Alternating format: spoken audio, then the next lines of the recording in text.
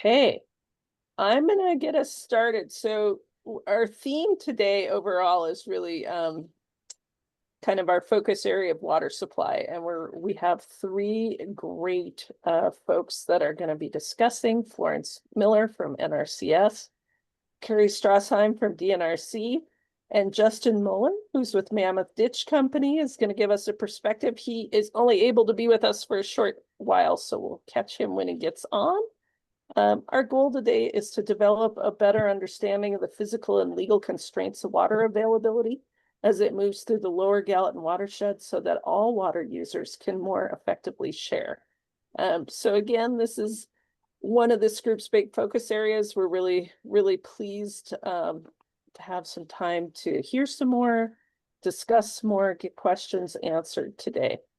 But before we get into our topic session, which those three are on, we're going to do some catch up. On our radar are things that are going on around the watershed and are of interest to this group and have some sort of time constraints. So I've got a few things up front, and then I'll just see if there are any other things that fit in that category. And again, thank you, Holly, put again the watershed events calendar in chat too. So with that, I am gonna turn over the On Our Radar to Catherine Berry. Catherine? Woohoo! Lots of fun things happening in the water world these days. So today is technically the last day of the 2025 Montana legislative session. Today is the last day that Gianforte can sign or veto bills, and then after that, whatever he hasn't signed becomes law. So there have been a lot of changes to nutrient regulation, water supply management, land use planning, water rights administration, and we'll be coming out with a legislative wrap up with some more details on those different topical areas and what some of the major bills that we were looking at are. But for a short little debrief right now, in terms of nutrient regulation changes, there were two big bills that passed. One is House Bill 664, and that directs DEQ to repeal numeric nutrient standards. So going back to narrative nutrient standards, that will now go to EPA because they have to ensure that these new water quality standards will comply with the Clean Water Act. And then the second one is House Bill 736, and that will provide criteria for nutrient pollution offsets. So this might be a cool opportunity for the city of Bozeman and different point source dischargers to partner with non-point source dischargers for nutrient loading offsets. And this bill gives the direction for DEQ to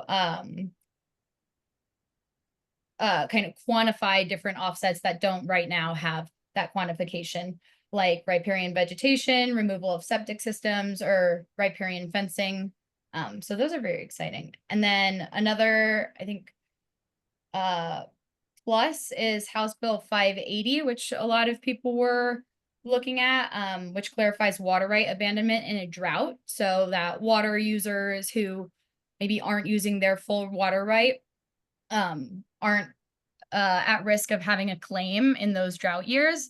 And also the Gallatin Water Collaborative has their DAMPER, Drought and Deluge Adaptive Management Planning Working Group, who's working on some of that drought planning for the Gallatin. So all of the things connecting. Exempt well policy will remain at status quo. There were three big exempt well bills, including one from the Comprehensive Water Review Stakeholder Working Group. And that would have made the red, green, and yellow areas based on different scientific criteria of legal and physical water availability, as well as water quality. Driving who can get exempt wells where and what that process is, but none of them passed, so exempt wells will remain status quo.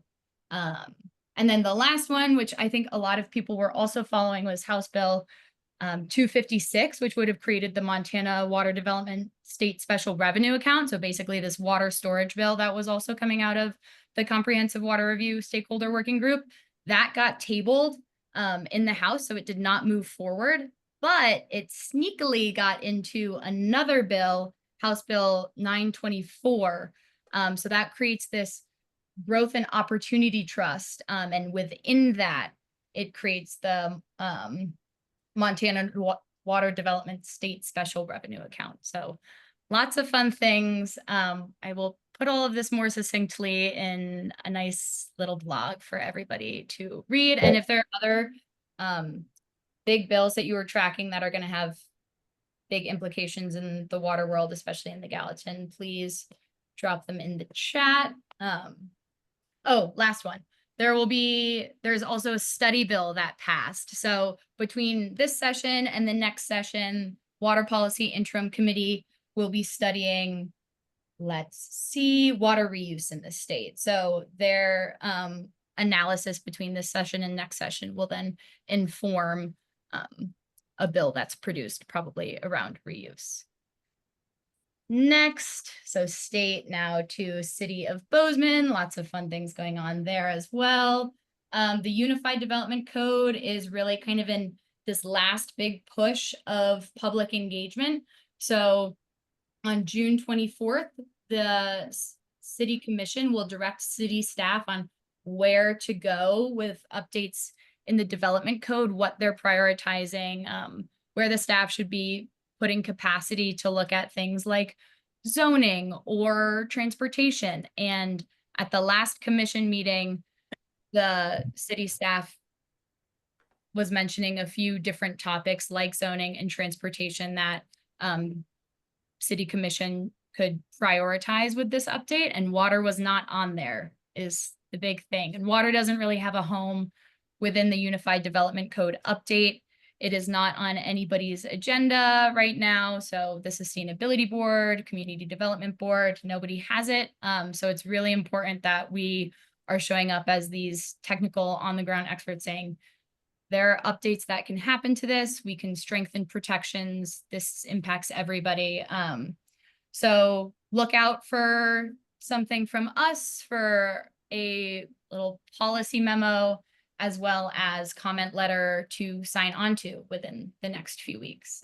And quick, Catherine, I'm going to jump in, just quick clarification, because wetlands and watercourses are on, it's sort of its own parallel track, but in reading through the UDC is sort of in its entirety, there's lots of opportunities to improve the way that we sort of usher developments through the process that are not in that wetlands and watercourse division. And those are the things that don't have a home. And those are the things that are, I think, equally important to that sort of wetlands and watercourse division. So we want to see both things change. And unless we sort of show up and make some noise there, it may not. Yes, exactly. Thank you, Lily. Yeah, so then next is the wetland code update, which we are expecting a draft of the wetland code update in June. And as Lily said, the wetland code update, as well as we think watercourse setback update, they're basically taking a look at Article 6, which is the natural resource article in the Unified Development Code. And as Lily said, water shows up well before Article 6. It's in site design, submittal materials. It's in all of these phases of development. So even if we're unpacking it holistically in this place, we really have to be looking at it everywhere that it shows up. And then lastly, for City of Bozeman, the Stormwater Facilities Plan. The 2025 Stormwater Facilities Plan was adopted on May 6th. So thank you to Frank and Adam, I think Frank's here, for all of your work on that and engaging the collaborative. There was a lot of great technical material in there, and it was adopted with one amendment, and that was just kind of a purpose and intent statement at the beginning of this very great and holistic and technical facility plan. So we can also share the city commission meeting for that to learn more, but yeah, so that was adopted. And then Karen, did you want me to do zoning reform?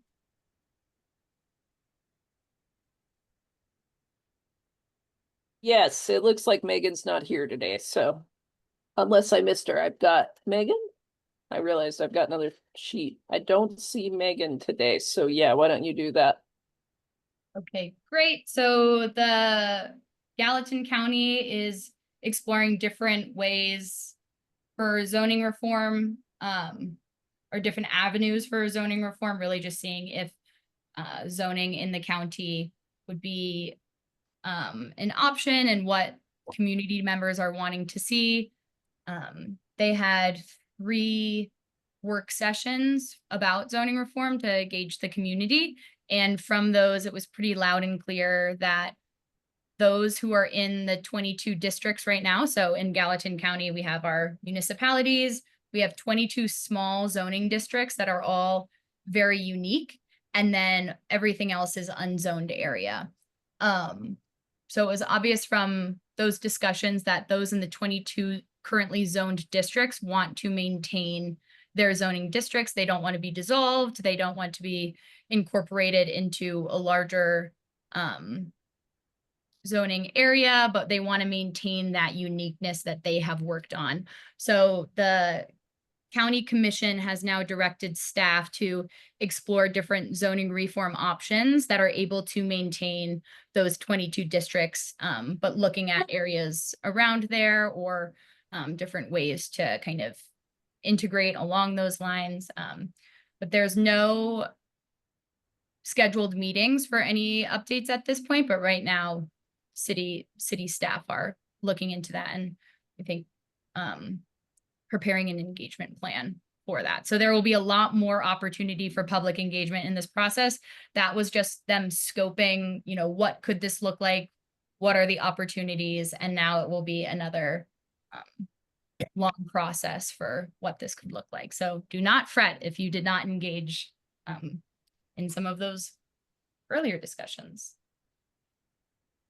Yes, and as we turn to the last topic, and I think you're gonna tee us off, Catherine, I am gonna put my plug in chat. Is a lot of these things go out on the listserv that are time sensitive. So if you are not on the Gallatin Watershed, a Water Collaborative listserv, please drop an email to Holly, and we'll get you on. Okay, Catherine, let's hit the give us the framework overview for our last topic. Hey, the 411. So as many of you have probably seen, there is a citizens ballot initiative going around the city of Bozeman right now.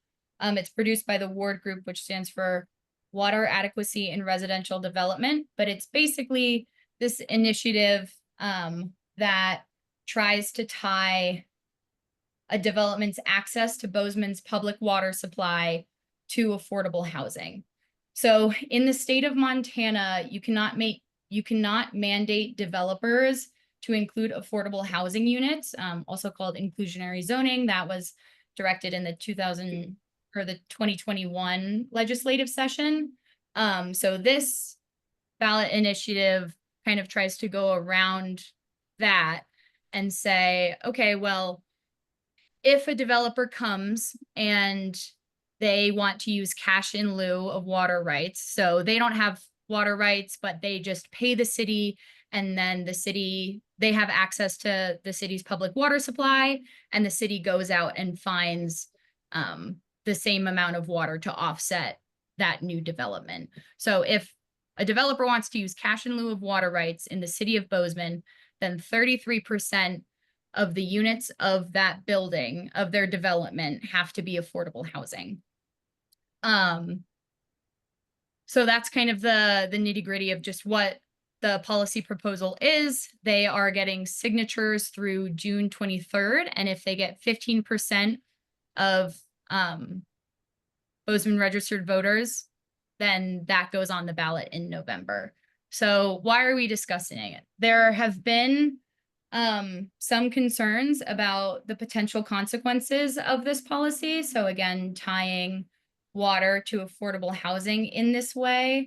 They have a policy brief which kind of outlines how they came to the 33% of affordable housing units. But there are a few positive effects that they mentioned. So one is water conservation. The main tie of this is not particularly conserving water in terms of making water use more efficient, but it is that the expected implication is that development rates will go down because it will be unaffordable for developers to come and create 33% of their housing units to be affordable.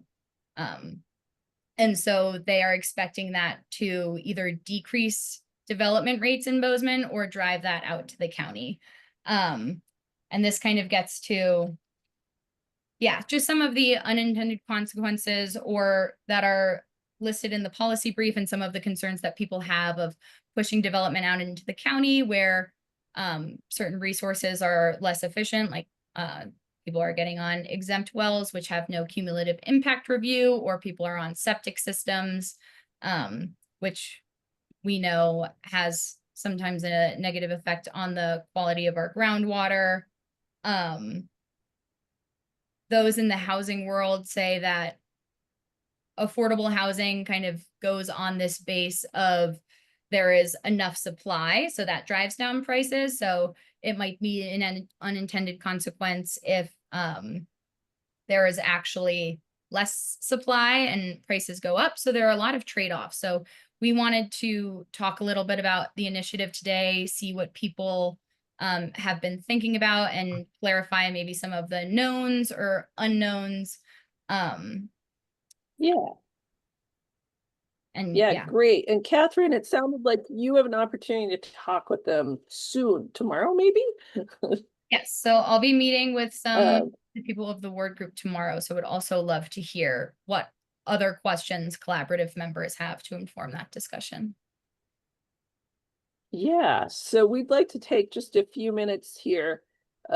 Questions you have for wards so we can get the best information we can about what they're thinking, where their sources of information is, what would be helpful in thinking through this.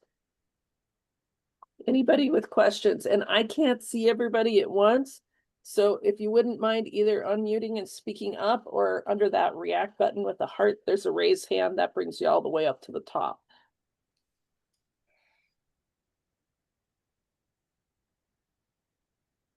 Yeah, Lily. I think a question I have, Catherine, is sort of how was this ballot initiative developed? You know, how was it technically influenced? And then not only with, yeah, you know, where's this coming from? And sort of who's behind that, and what is the sort of technical legitimacy behind this bill is one of my questions, or ballot initiative, sorry, is one of my questions. Okay, great. And we'll find out more. Other folks, questions you have about Ward? Yeah, Or just, this is John. This is John Edwards. Can yeah, you hear me? yes, thank you, John. So there's been, you probably have all noticed that there have been a lot of editorials in the paper about this. There've been a lot of people writing in and commenting either for or against this ballot initiative, mostly negative, mostly against it, as far as I can tell. But what I'd be interested in is feedback from the county and whether one of the unintended consequences of this is to drive development out into the county, where the unincorporated county where there's no zoning, and it's all going to be septic and private wells. And so it would, if that is one of the unintended consequences of this, it seems like it would be against the growth policy of the county. So I'd be interested to hear what the county commissioners think about it, what the planning department of the county thinks about it, and whether it fits. I mean, I know that there are some areas where the county and the city don't get along, and there's other areas where they get along really well. But it just feels to me like this is driving development out into the county, which does not fit with the growth policy? Great, great question. Thank you, John. Appreciate it thinking about your hat of, yeah, if we do have more septics and wells, what's that equal?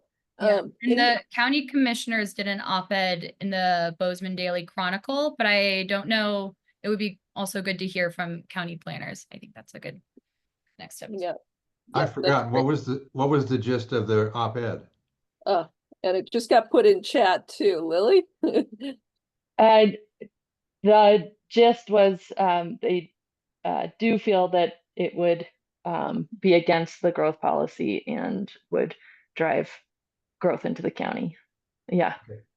Thank and you. are strongly opposed.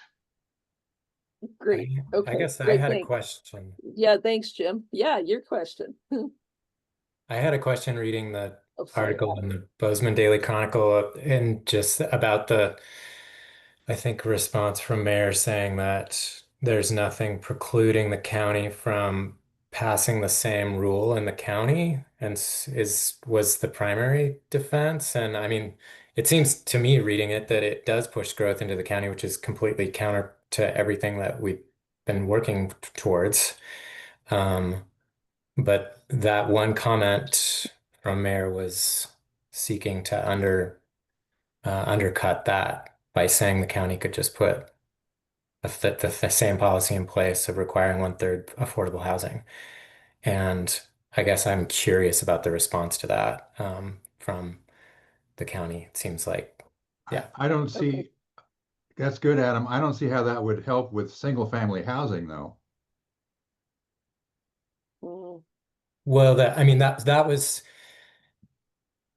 I'm not arguing one way or the other on any of this stuff, except that was the response in the Bozeman Daily Chronicle article for the people pushing the ballot initiative forward, that if the response is that this is going to push growth to the county, then it is logical to say that if the county had the same provisions in place that 1/3 affordable housing was required, then it would not push growth to the county. So I'm curious about the response to that point. Yeah, I okay. guess what I'm saying is that the county has control over the subdivision approvals for Right. There's no zoning. multiple Except for- multiple housing developments. They could, I suppose I don't know if they could put that kind of a provision. But I think part of the county commissioner's concern is that it's going to drive not just subdivisions out into the county, but also single family housing. So I don't think the county would attempt to tell a single, somebody who wants to buy a piece of land and build a house on it, that they would have to build affordable housing. So it would help with subdivisions, but not single family housing that I would see. That's a good point. Great, John. Thank you. Yeah. So and maybe some authorities too, because the city and the county do not have precisely the same authorities. So maybe that's part of the question. I see Jim, and then I'm going to get Pat. Jim? At the city commission meeting on June 20th, the ward people proposing this ballot initiative were invited, or first of all, they asked the city to adopt their recommendations. And at the June 20th meeting, staff had reviewed what they had to say that Catherine summarized. And the staff review was completely negative and said that the city should, it pointed out all these unintended consequences. And staff recommended to the commission that they not adopt it. And the ward people surprisingly were invited to make a presentation to the city to plead their case, and they declined not to. And so then the commission voted unanimously not to take this on. So I think that speaks a lot to the merits of it. That's all I have. Great. And Thank to you that so point, much. Yeah. Karen, I wonder if we could drop the slides from that meeting in the chat. Maybe Yeah. Catherine, you've Okay. got them. One of us will. Yeah, I know. Oh, good. Thank you, Catherine. Thanks. And Pat, and then I'll get Amaya. Pat? Yes, ma'am. Am I still there? Yep. Okay.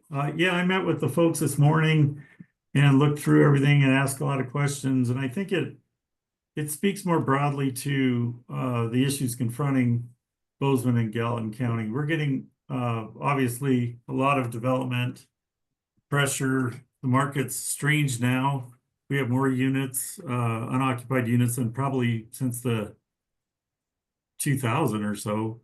And what I learned was quite a bit. The concern is that the city they've been working on shoring up water supply for a long time. But the way they have operated cash in lieu in the rules, it hasn't really produced wet water. And so my take on it is it's a good tool in the toolbox, or it's a tool in the toolbox.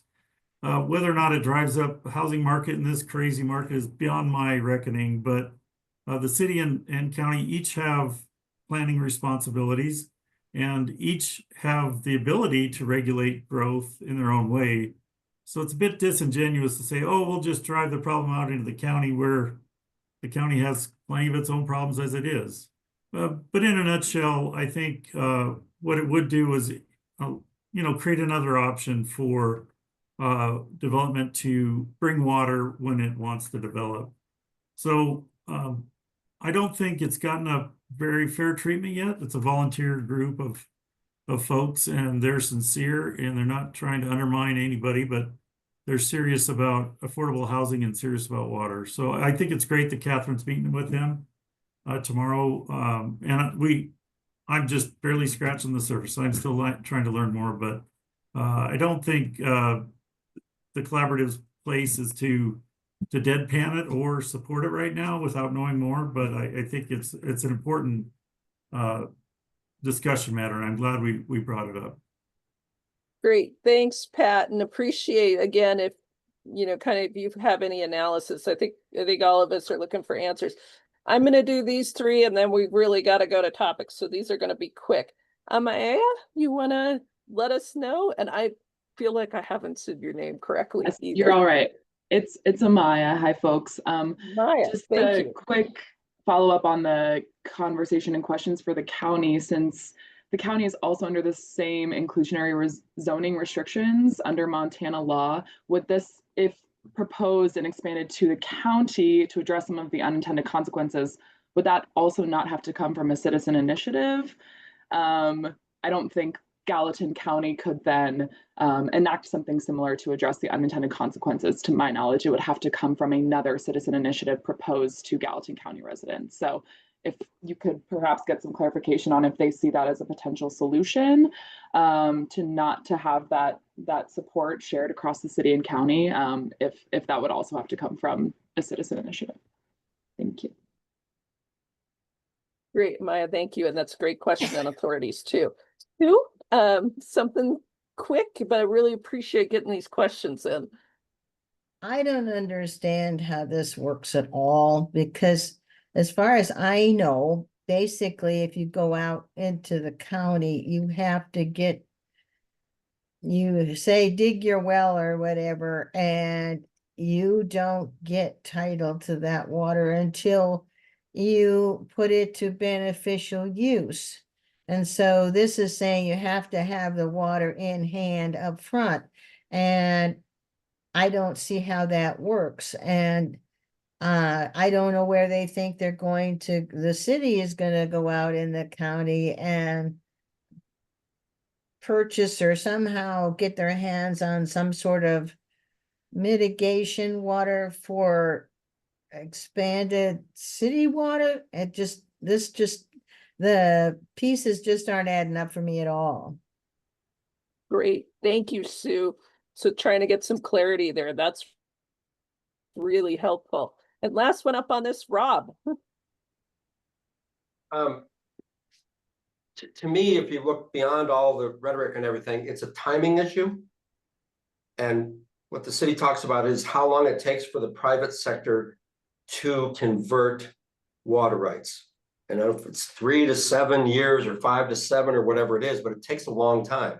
So to have the municipalities doing that, and they have the time and the process, and they have the planning ahead to do it. I think the ward thing wants to take that away, which they know will result in a moratorium. It'll stop everything because, hey, if you need a house and it will take me 6 years to deliver it, I'm just not going to do it. You know, it's just, it becomes this backwards thing. So the question, because the question came up, do you have questions for Ward? It's like, what's wrong with the city or the municipalities doing the paperwork and taking the time? They're in business forever. What's wrong with that? And no one's asking them that, because it sounds really good, but it's like, it's the timing that kills it. So I'll be quiet. Great. Thank you so much, Rob. I appreciate it. And thanks for folks for taking a few extra minutes on this. Really appreciate that. Okay, we are going to turn to our topic of the day, which of course is water availability. So all of this really comes together. First up is Florence Miller from NRCS. And thank you so much, Florence, for coming today. You can share if you need to slides. We really appreciate it, and giving us an idea of what the water outlook looks like. Awesome. Thanks for having me on. I'll get this presentation going.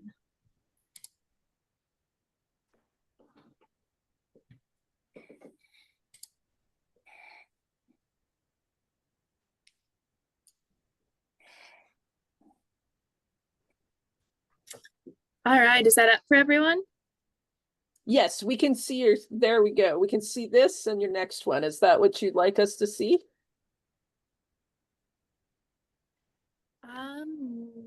Give me a second.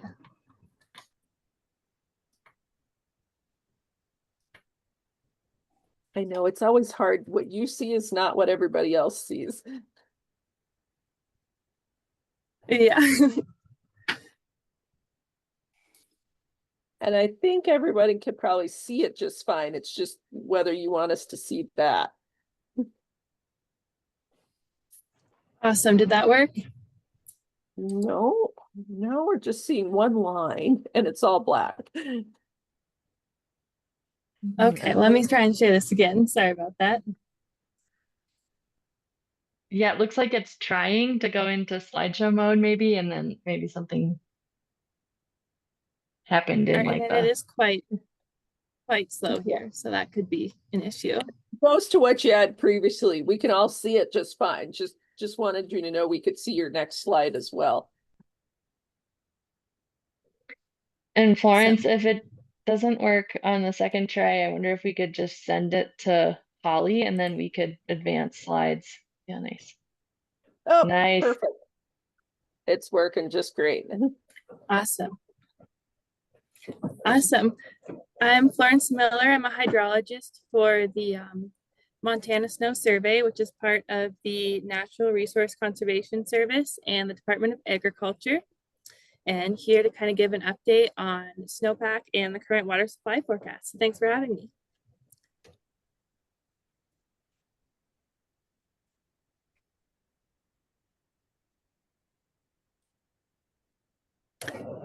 All right, so in the Gallatin Basin, we have 7 SNOTEL weather stations, which are automated weather stations, and we get precipitation and snowpack data from these weather stations. We also have 5 snow courses, and snow courses are manually measured on our, I guess, like set up courses throughout the woods where snowpack is manually measured on a monthly basis throughout the winter.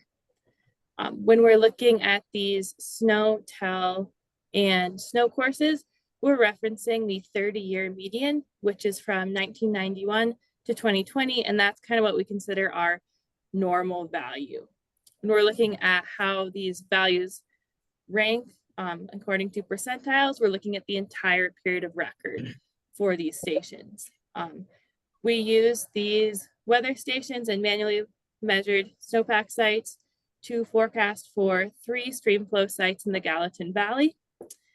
And the snowpack is published in water supply outlook reports from January to June, and stream flow forecasts are included in these reports from March until June. And kind of throughout this presentation, we'll probably be referring to SWE a lot, and SWE is snow water equivalent. So it's the amount of inches of water that there are in the snowpack.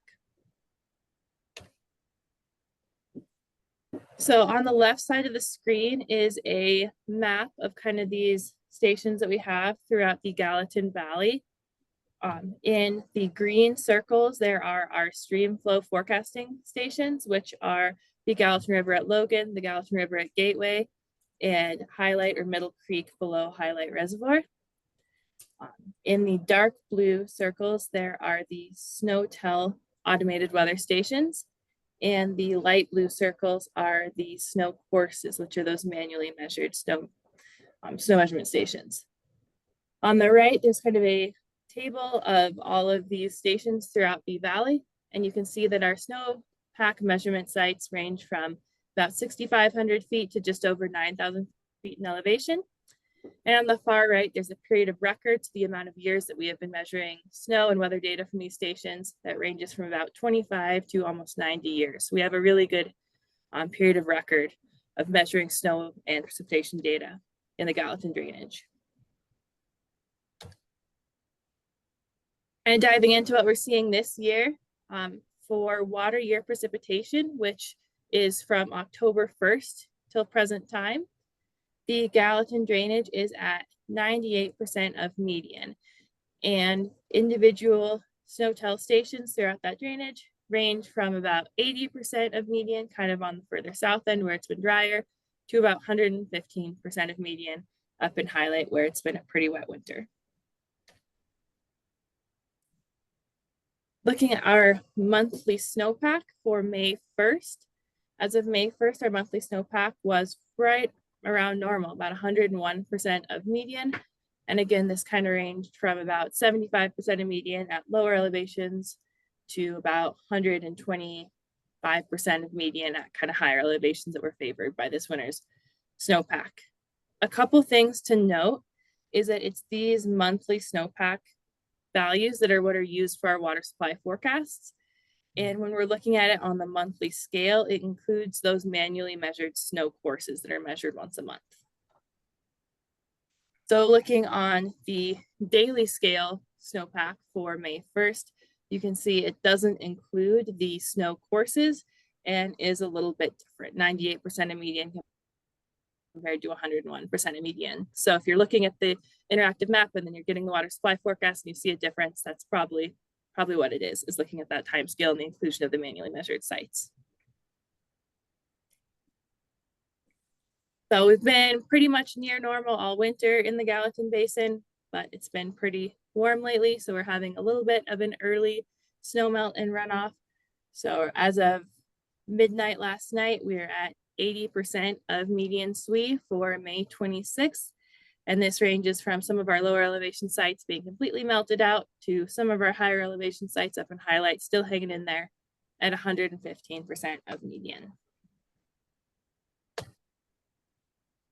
And this is a graph kind of looking at the snowpack throughout the season. On the x-axis, there is the date, and on the y-axis, there is the snow water equivalent across the Gallatin Basin.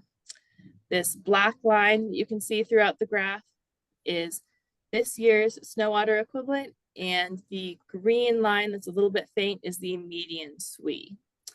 The X at the top is right here is the median SWE for the entire period of record. And so you can see this year we peaked at around a normal time, around normal amount for our medians, but a few inches of SWE below our period of record median. And then see that as of May 1, we were still hanging on to about normal conditions, and we've started melting off a little bit early, so we're a little bit below normal for this time of year.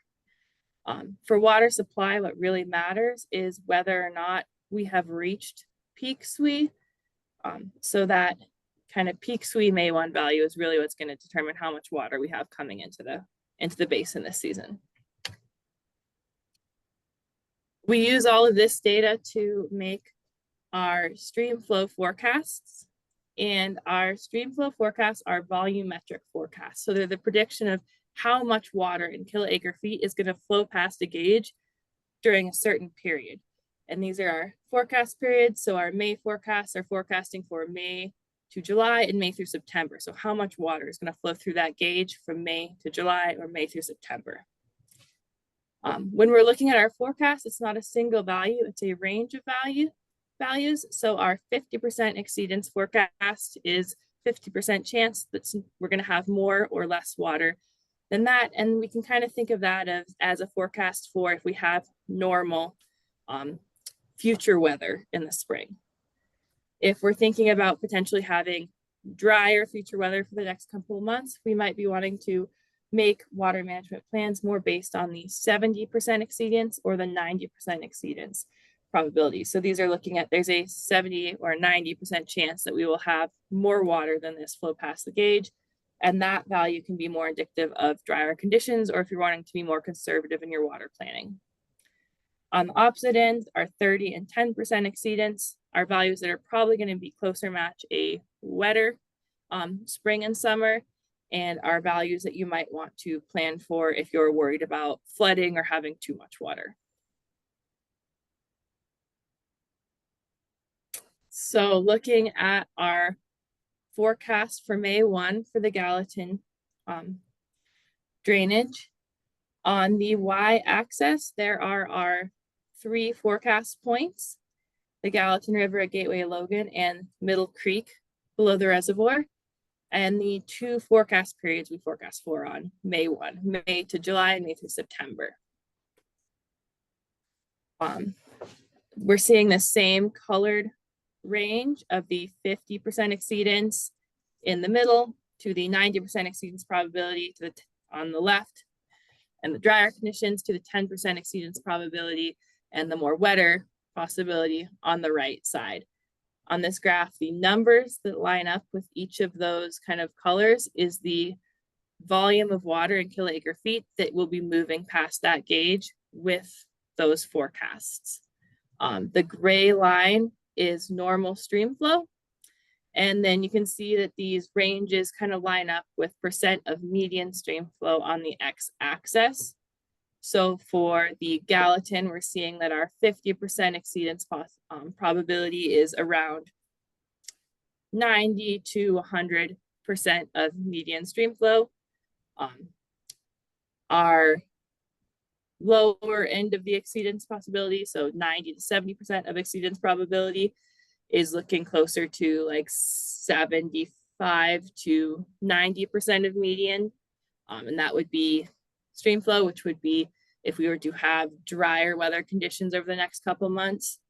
And on the upper end would be looking at maybe 100 to 120% of median stream flow if we were to have wetter conditions over the next couple months. Looking at Middle Creek, they had a really good snowpack up there this winter. So we're looking at the 70% exceedance chance that it's going to be above normal stream flow coming out of Highlight Creek this spring. This graph is kind of complicated, so if anyone has any questions, I can happy to go over it really quick. Okay, we'll move on. This is a new product that we have available this year. That is the forecast evolution plot. So this is looking at the Gallatin River at Gateway forecast point. On the x-axis, there is the month, and on the y-axis, there's the stream volume in kiloacre feet. And so this is looking at our forecasts and how they have evolved throughout the winter. So we, on the left side, these different colored dots are representative of our March 1 forecast, with the green dot being the 50% exceedance, the purple dot being the 10% exceedance, the orange dot being the 90% exceedance. Then it goes down to April and to our May 1 forecast. And you can see that these forecasts are narrowing and because having less uncertainty as more of the future weather that was the large point of uncertainty becomes known. So it's kind of an interesting way to look at how these forecasts evolve throughout time. And down at the bottom with the blue line is the water that has already flowed past that stream gauge so far. Looking at the Gallatin River at Logan, it's the same plot, but you can see that the uncertainty of this plot has remained wider. And that's because uncertainty, the future weather uncertainty has diminished as that weather has become known. But stream flow, our stream flow is calculated based on naturalized stream flow. And there are a lot of human modifications to stream flow between the Gallatin River at Gateway and Gallatin River at Logan. There's a lot of irrigation ditches, a lot of diversions. And so when we're forecasting for stream flow, we need to account for all these irrigation diversions. And we account for lots of the main ones, but there's a lot of little ditches or little diversions that maybe aren't accounted for, which adds to the uncertainty of this forecast, which is one of the main reasons why we have a wider range of uncertainty at Logan than at Gateway. So in summary, we've had a pretty normal year. The Gallatin is at 98% of water year precipitation. Our snowpack was near normal for most of the year. It's melting off a little bit early, 80% of median right now, with all of our snow-tell sites melting and some low to mid elevation sites completely melted out. And we're looking at water availability in the Gallatin Basin. We're looking at our 50% exceedance probability. So thinking normal precipitation of about 90 to 100% of median stream flow. We're looking at predictions if we have below normal precipitation this spring and summer to be about 75 to 90% of normal stream flow. And if we have above normal precipitation this summer to have about 100 to 120% of normal stream flow. I'm open to any questions, and here are some links to get to all of these charts and forecasts.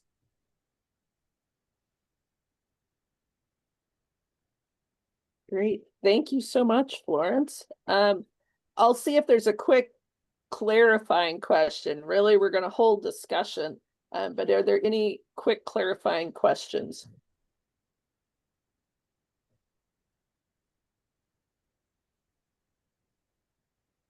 And Florence, would you mind ending share just so I can see a few more people? Absolutely.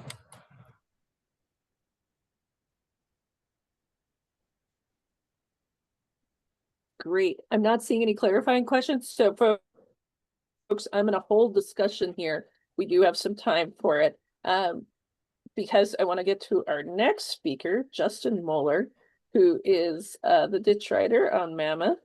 And Justin, I understand your time is pretty limited today. So I wanted to make sure we get in here your perspective as a ditch rider, kind of hear how things are going, what you're anticipating this year, and kind of changes you might have seen over time. Okay, yeah, you bet.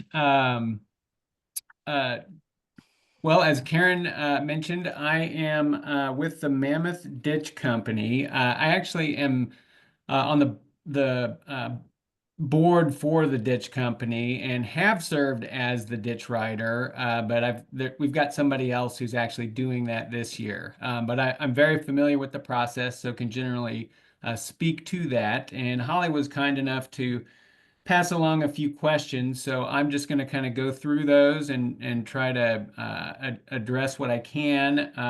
And then if anybody else, or if anybody has any additional questions, I'm happy to try and answer those as well. So in terms of the first question is really, what is the role of a ditch rider? And at the end of the day, for a given ditch company, that really involves, at the beginning of the year, making sure that the canal system is ready to go. And so that could involve digging out sections of ditch as needed. It could involve cutting down shrubbery and trees that are interfering with access to the ditch. And then certainly, trees and other debris can accumulate in the ditch over the winter. And so the first step is just making sure your ditch is ready for water. And then, once you've kind of gotten that done, you're ready to turn water into the ditch. And, in our case, we've got to bring water up from a little north of Four Corners where our main diversion is. And then we've got about 20 miles or so of ditch network that we've got to run water through. And so typically, you want to start it out pretty slowly and open up the main head gate just a little bit. So you just kind of, and then walk the water down the ditch. And, as it moves along, you're going to accumulate debris that you just pull out as you go.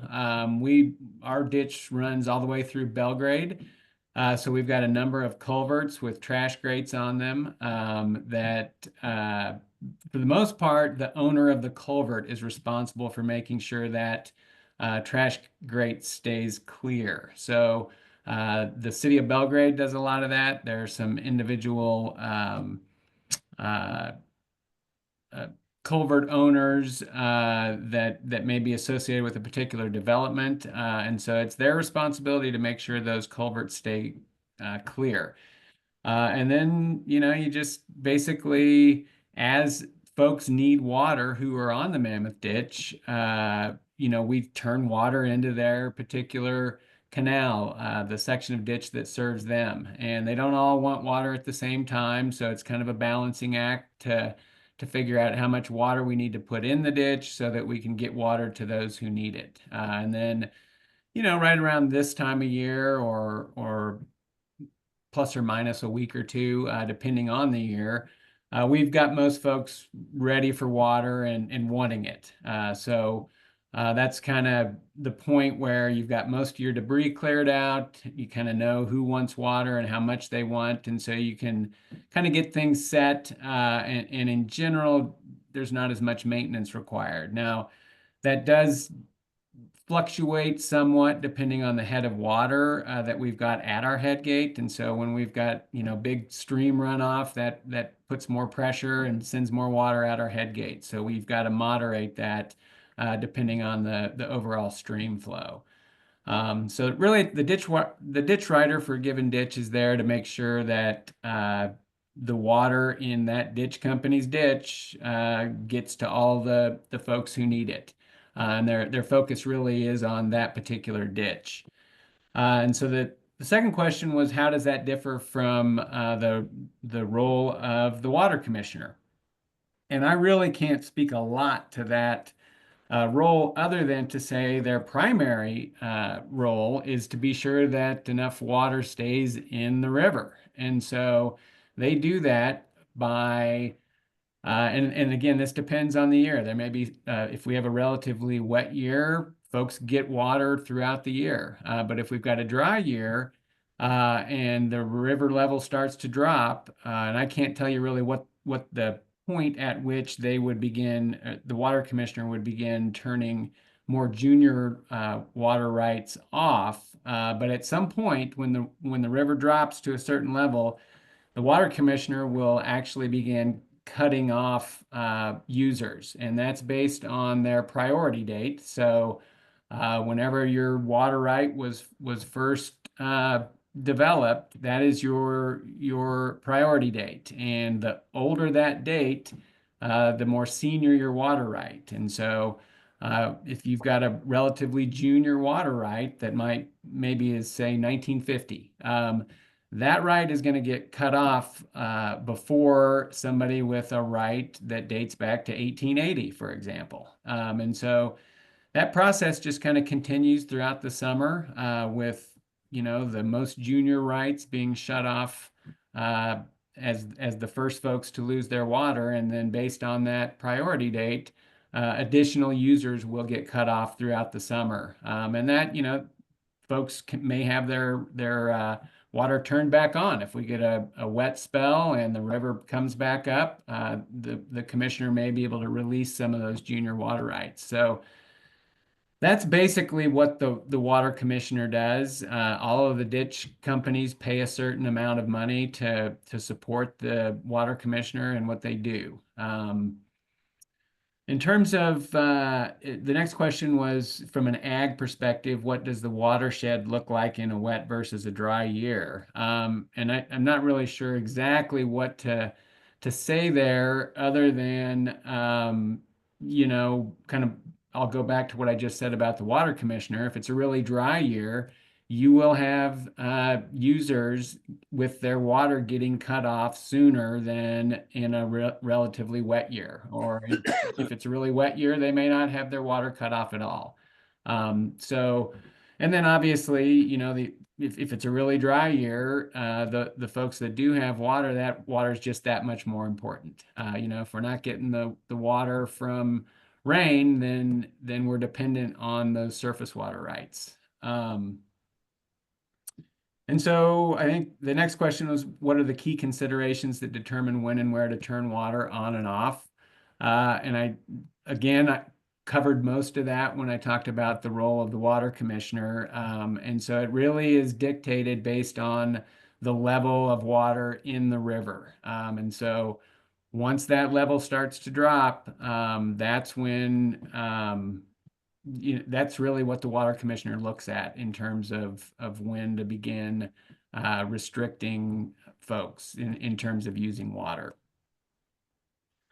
Let's see. Have I seen changes in water flows and irrigation during my time as an irrigator or ditch rider? Certainly, there have been changes in property ownership from folks who farmed their field to maybe somebody sold their property to a developer. And so we've got a number of cases like that. And in some cases, we have developers who are interested in using that water, continuing to use that water for irrigation purposes. So they might install a system that allows them to water lawns or green space. And so they're still using the water for irrigation purposes, which is what at least our right requires that you do. That the irrigation and stock watering are the two uses that we can use our water for. And so if you were to look at using your water for something else, you would have to apply for a change to your to how you can use your water. And so I would say, you know, that's one of the biggest change, and then just development in general. You know, that is kind of a constant struggle for a lot of the ditches in the valley. The Mammoth Ditch Company has been affected maybe more so than some of the others, but there certainly are a lot of other ditches that have been affected by development as well. You know, I mentioned we have got about 20 miles of canals, and as you might imagine, there's a lot of potential impact on those canals by various development activities, whether that's somebody wanting to put a culvert in our ditch so they can cross it, or trench across it to install cables or other utilities, putting a walking bridge across our ditch. All of those things affect our ability to maintain our ditch, access our ditch.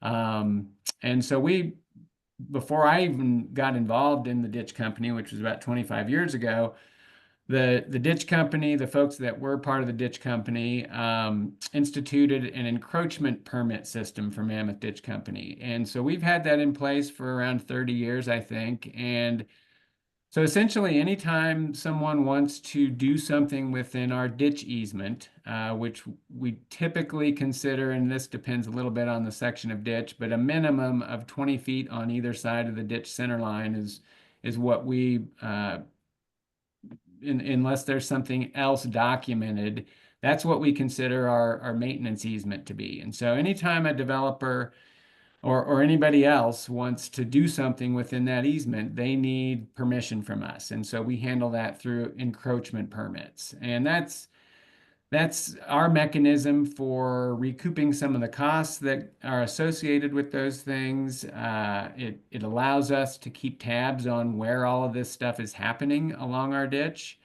so that it doesn't get lost once somebody forgets about it and they're the only person who maybe knew about it. So every time we issue an encroachment permit, that gets filed with the county. And so it's a recorded document that is there for the long term. And so that's kind of how we manage the impacts to our ditch. And it's you know, it's an never-ending task, it seems like. I get contacted pretty regularly by folks who are interested in a lot of times they just want to know what they need to do. And so I'll let them know, and then they'll get back to me once they finalize their plans. And so once they do that, then and they're interested in getting an encroachment permit set up, we'll do that. We work back and forth, get the details of what they want to do, get that all documented. And then if there are any fees that go along with that encroachment permit,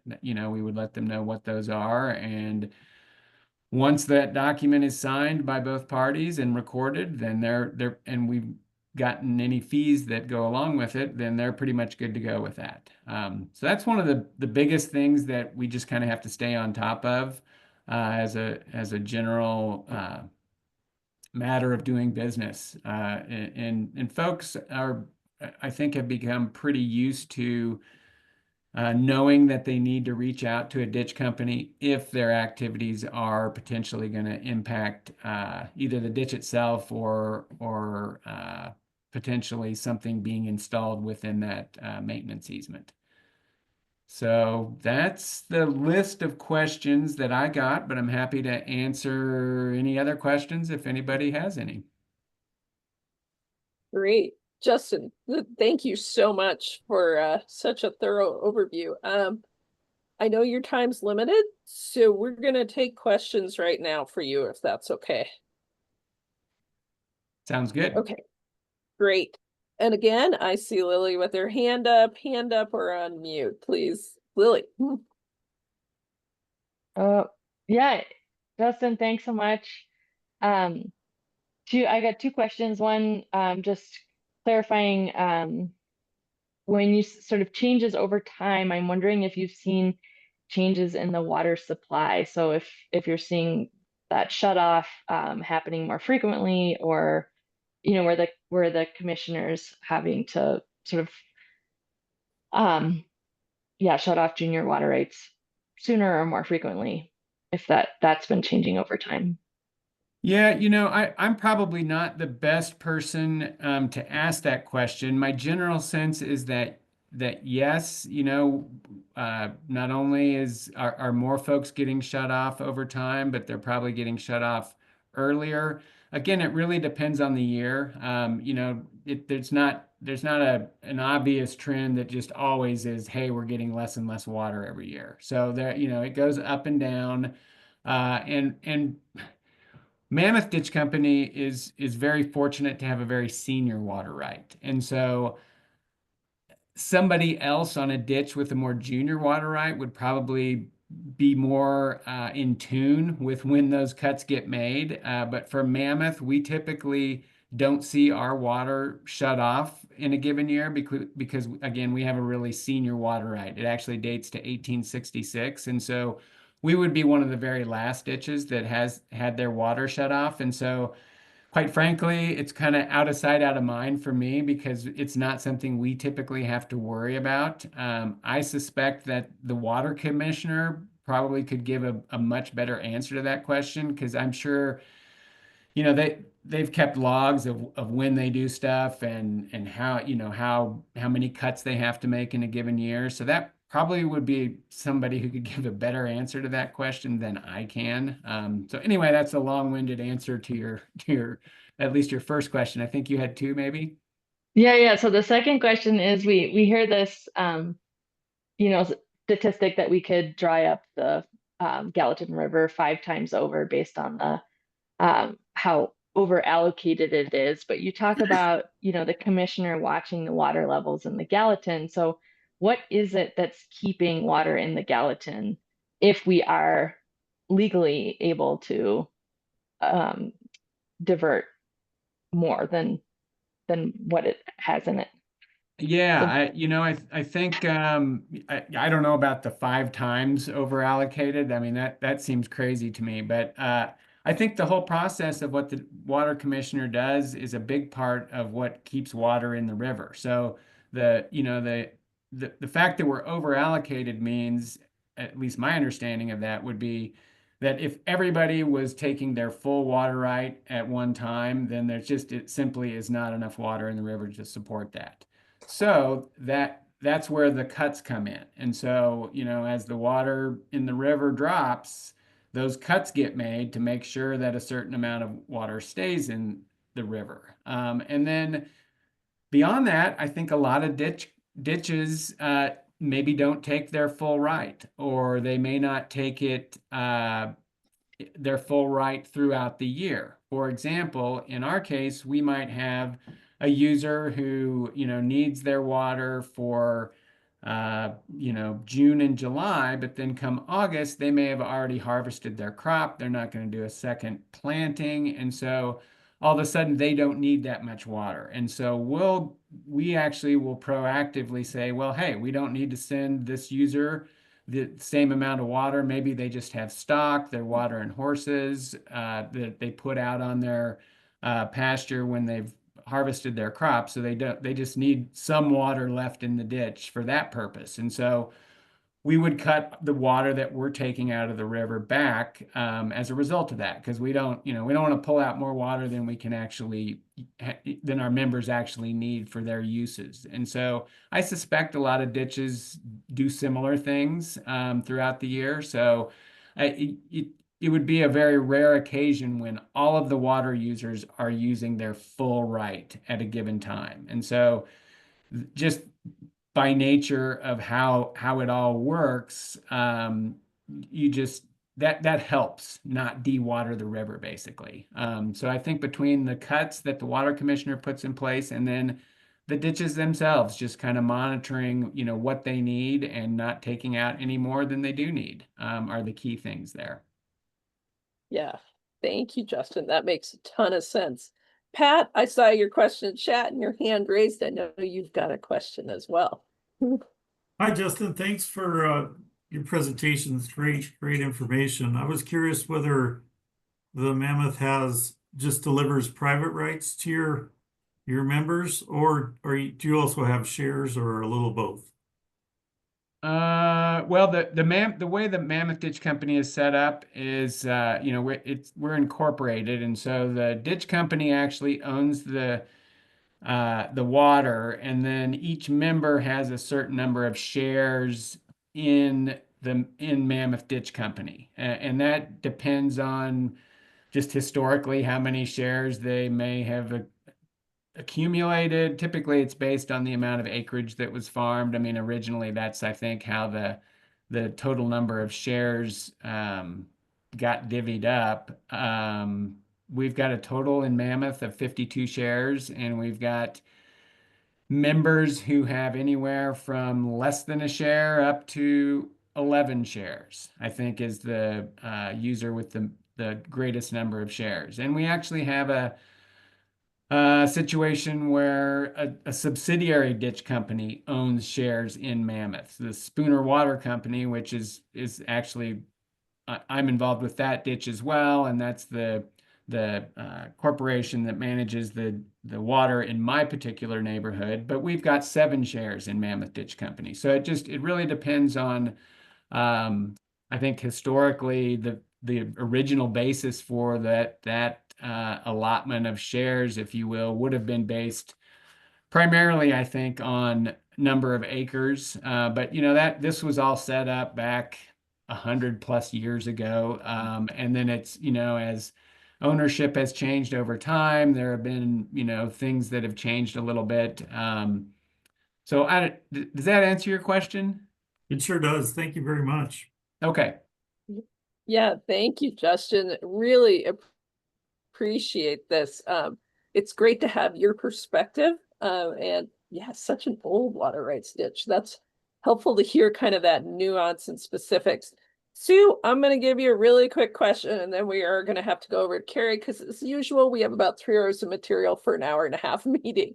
Sue's got the last question for you on a different ditch. Sue. Hi, Justin. Hey, Sue, how are you? Okay, a couple of clarifications.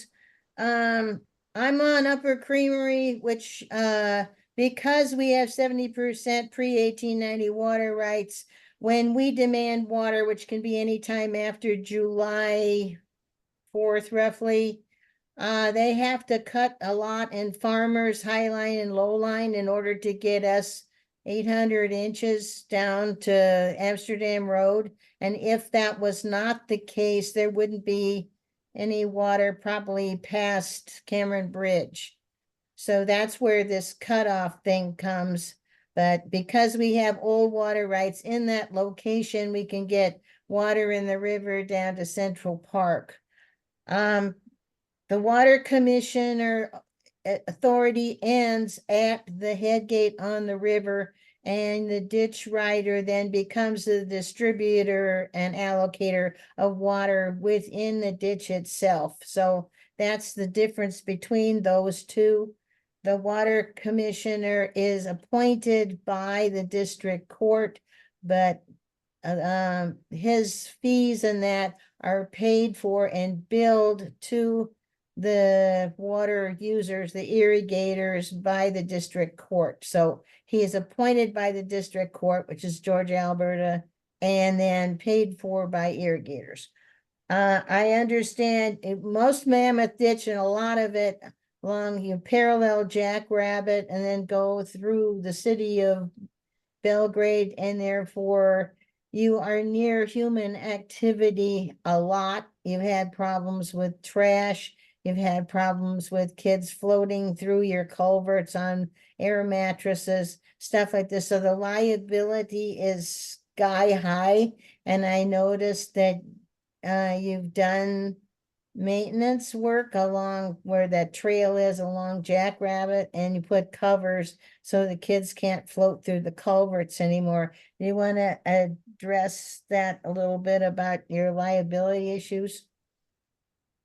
Sure. Well, first of all, Sue, thanks much for the clarification on the water commissioner versus ditch rider and the other points that you made there. I appreciate that. And when I saw that you were part of the meeting, I figured you might have some bits to add on to whatever I had to say, because I know you're extremely knowledgeable about all this stuff. Certainly, the liability is a constant issue. That's why we have folks put trash grates on their culverts. We, as part of our encroachment permit, we typically put the liability for any safety issues on whoever is putting in a culvert, or whatever they're doing in our ditch. The liability is on them, because if they're doing something in our ditch, it's not to our benefit, it's to their benefit. And so any associated liability, we do our best to be sure that is on them.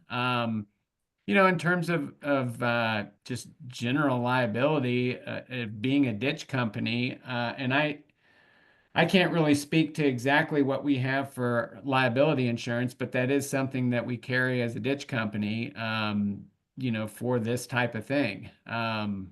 So it's, all the stuff that you mentioned, Sue, are constant issues. One thing that we have also done is to proactively send out a letter to folks that are within or have properties where our ditch either runs directly through or perhaps is adjacent to. And for the past couple of years, we've sent out a letter to folks just kind of with a number of bullet points, just trying to be sure that folks are informed about kind of how they need to behave around a ditch if it is near or on their property. And so knowing how frequently property changes hands, it's not something that you can just do one time and be done with. You kind of have to rinse and repeat on a regular basis so that any new landowners, get this same messaging. And if it's somebody who's gotten the same message 5 years in a row, it doesn't hurt to remind people either. So we, that's kind of how we handle it. We do our best to put the onus on folks who may be putting things in our ditch. The liability associated with that is on them. If they're near our ditch, we send out a letter to try to explain some of this stuff to them. And then we have our own liability insurance policy. And that's generally how we handle that. Great. Thank you so much, I'm- Justin. And thanks for taking the time with us. Sue, I've got to go to Carrie today. We could keep talking about this. And I do want to mention Aggie's got the Judges Water Walk. Thank you, Becca, for putting that on June 12th for a different perspective. Thanks again, Justin. Really, really appreciate this today. With You that, bet. thank you. Carrie, I'm going to turn it I'm gonna over to sign you. off. Bye all. See ya. Truth Justin. and myths, Carrie, in our Yeah. physical and legal limits. Thank you. I think I planned a slightly shorter presentation, and so I hopefully can squeeze it all in. Thank you. Okay, sharing my slideshow. Can you all see it now? Yes. The front screen. Okay, I called it a discussion, and I thank Karen for saying truths, because I find in this complex world of water rights, I don't want to say myths to statements because it's really easy to get messed up in the complexities as it is. And so I'm going to talk about truths to statements and then share different perspectives and conversations and questions to kind of get at the myths. So with that in mind, I have to figure out how to advance my slide. You just stick in There. PowerPoint. We'll see. Yep. It wasn't working when I first hit the arrow. I'm like, now I got it. Okay. Technology. All right. So the take home points and the truths I really want to emphasize is we have a very complex, connected groundwater and surface water system. One of the ways we have kind of set ourselves up for challenges in the past is we called those sources very different sources. We actually on every water right, it's either labeled groundwater or it's labeled surface water. And Montana only recently really recognized that everything's connected. And so we're still getting at that connection today. In our valley, most of the surface water rights our surface water is already spoken for in a water right.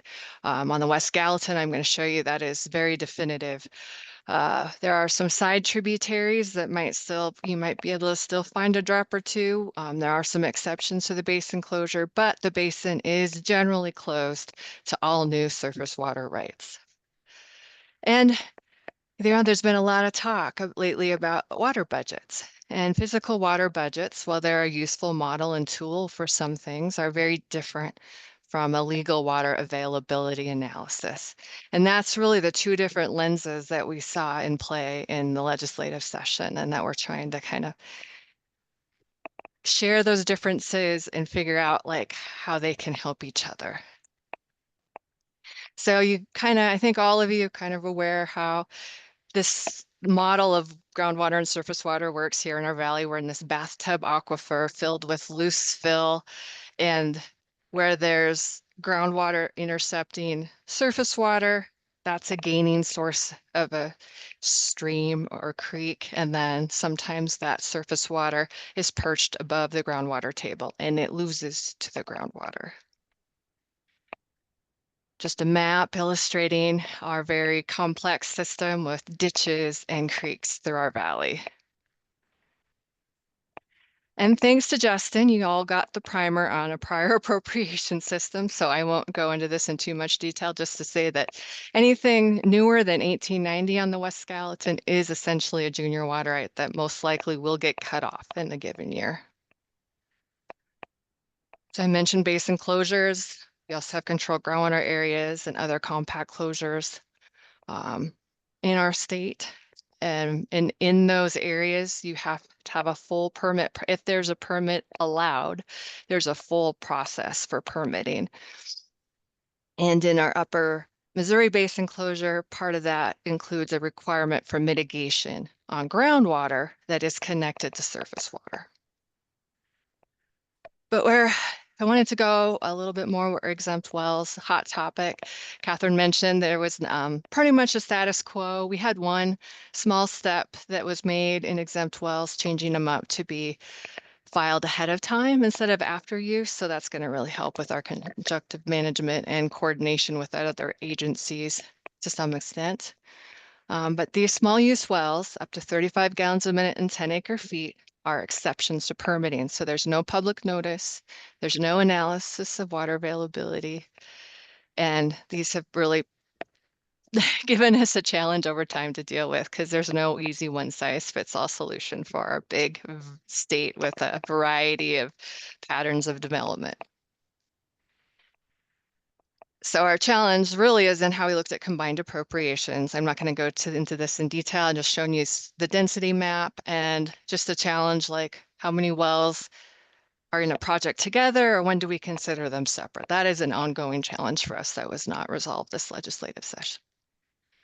So in our valley, in our groundwater in the valley, we have 9,337 exempt wells. We've estimated that this is about 23,564 acre feet of legal demand. And of that amount, the consumed amount is the equivalent of a full Hyalite reservoir. So that's a lot of water, right? And that's a great visual, I think. This is all estimates as we don't have any metering and reporting. So if we think about this, the West Gallatin River, anything after 1890 is junior. Any wells that are in the area of the West Gallatin are going to deplete at least a little amount from the West Gallatin. So they're taking away water that's already accounted for in a water right somewhere. And so I've always quoted George when I say that irrigators could dewater the river 3 times over, but they voluntarily curtail their use to leave water in the river.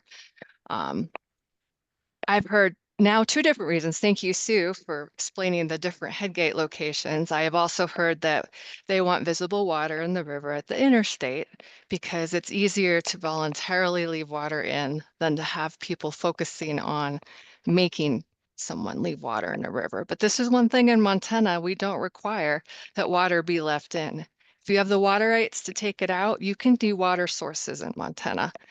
Fish water rights tend to be pretty junior unless they're leasing senior water rights. And then you have protectable water left in a source. Anyway, so our records show that there is actually times where Gallatin is 6 times over appropriated. And I have a great picture to show that. So here it is. So what's called the appropriation limit on this slide is the physical availability of water. Median of the mean monthly average is how we look at it. Think of this as that chart that we saw in NRCS earlier. That's the physical amount of water moving through the stream with your peak from snowmelt. How much of that water is already spoken for? That's the red line. That's the legal availability line. That's why we're thinking something should be done in the Gallatin and why we were kind of proposed as a red area. So while that didn't happen last year or this last session, I think we'll be working on that to move forward. And conjunctive management, like I said, it's relatively new in Montana. 2006, we had a big court case that is like not just really close to the river DNRC, anything that would have eventually made it to the river is connected to the river. And other legal decisions have upheld this need for managing them together. So looking at my time as I'm ending, just a couple things I heard from people. Like I talk about the bathtub aquifer, and I was talking with this one developer, and I really enjoy talking with him. He's tried to do good things. He's like, well, can't we just put that straw in the bottom of the bathtub and it won't affect the river? And yeah, it will affect the river. In Montana now, the burden to show that you're not going to affect the river is really high. We assume a connection unless you can really show us otherwise. Some other things I've heard, like, well, there's plenty of water. We can see it. It's like, well, it's generally all spoken for already. So it's not available water. It's just visible water. So like every straw in the bathtub matters is kind of a way I like to visualize that. And then, yeah, I think those are the big questions I was going to get at. We're short on time, so I'm going to kind of cut it there in case there are any questions. Great. Thank you, Carrie. And I know you got an amazingly short time frame. Looks like we got time for 2 quick questions and then we'll wrap up. Sue, quick question for Carrie. Let the other person go first. I'm formulating. Okay, great. Lily, you look up and then I'll get you to John. Lily, you got something quick? Carrie, it's sort of an obvious question here isn't it, do we need an update here? Like the legal availability and the physical availability don't match. What's up with that? Yeah, that's why we're in a surface water closed basin. It's just the groundwater wasn't closed in that action. And so the exception to permitting the small use wells is still allowed. And that's where we've been looking for solutions for, I can say, probably the last 20 years, even before we definitively connected groundwater and surface water. It has always been a point of contention. But yeah, I was personally excited for the idea of a localized closure. I think that's a good way to get at a not one size can fit all solution, but we recognize some areas need a solution. So I am looking forward to continuing that discussion. Great, thank you. And thanks, I know you got a really brief time today, but thanks for opening these up and I hope we can explore these more. I think we got John, although he may, John, okay, you're not frozen. I wasn't sure. John, you looked like you had a question. I just had a quick question for Carrie. Can you shed any light on how the water commissioners, what process they use to cut off ditch? Justin said that he didn't understand how, or he wasn't willing to discuss how the water commissioners do their job, but I'm still curious about that. Yeah, every water right has a flow rate and a point of diversion or multiple points of diversion. And then there are gauges on the river that that tell the commissioner like the flow rate in the river at the time. And then there is a voluntary agreement on the Gallatin that there should be a water amount at a certain point. I think it was a line on a bridge. I don't know if it still is. And George has been at it long enough. He has a good sense to can kind of visually get at what a lot of us couldn't. But yeah, it is all based on flow rate and time. Like we have what's called a red book that we helped develop when they use decrees that the water courts gone through, which this one's been converted to. And it lists everything by priority and flow rate, and it lists things by owners, and it lists things by diversions. So he's got a tool that helps him know who should be doing what when the flow, like coming in in the canyon head is a certain amount.